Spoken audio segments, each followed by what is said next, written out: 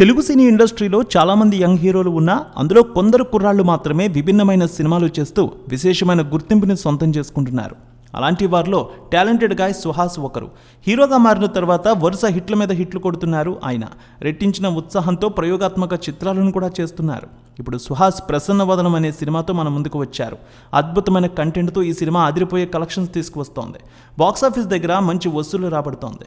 రెండో రోజు మంచి కలెక్షన్స్ నమోదు చేసింది. మూడో రోజు ఎంత మేర వరకు కలెక్షన్స్ తీసుకురానుందనేది అనలిస్టుల రిపోర్ట్ను బట్టి చూద్దాం. సుహాస్ హీరోగా నటించిన లేటెస్ట్ మూవీ ప్రసన్నవదనం.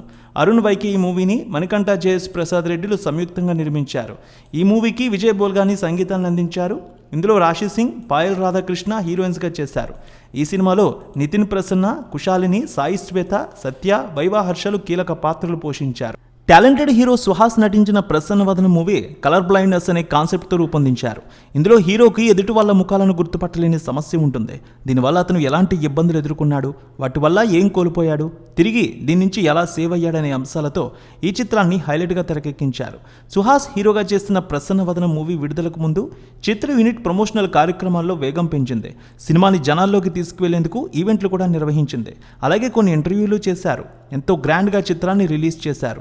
ఈ సినిమాకి మంచి బజ్ ఏర్పడడంతో ఈ సినిమా హక్కులకు భారీ డిమాండ్ ఏర్పడింది. ఏపీ, తెలంగాణలో అన్ని ఏరియాల్లో కలిపి మంచి బిజినెస్ చేసుకుంది ఈ సినిమా. తొలి రోజు 58% ఆక్యుపెన్సీ నమోదై సుమారు 3 కోట్ల కలెక్షన్స్ తీసుకువచ్చింది.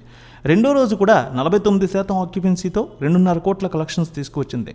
మూడో రోజు వీకెండ్ ఆదివారం కావడంతో మంచి ఆక్యుపెన్సీ నమోదవుతోంది. 3 కోట్ల రూపాయల కలెక్షన్స్ నేడు వచ్చే అవకాశం ఉన్నట్టు అనలిస్టులు కూడా భావిస్తున్నారు.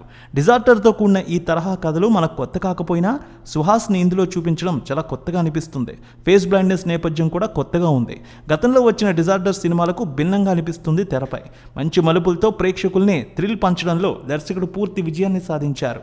కథానాయకుడి పాత్ర, దానికి ఉన్న సమస్య ప్రేక్షకులకు అర్థమయ్యేలా ప్రారంభ సన్నివేశాల్ని అద్భుతంగా తెరపై చూపించారు. సో మొత్తానికి హీరోకి స్నేహితుడికి మధ్య సన్నివేశాలు ఆద్యతో ప్రేమాయణం సరదాగా సాగిపోయాయి. ఎలాగైనా నేరస్తుడు ఎవరనేది కనిపెట్టాలని కంకణం కట్టుకోవడం, అక్కడి నుంచి ముందుకు సాగడం ఈ సినిమా పతాక సన్నివేశాలు ఆసక్తిగా మలిచారు.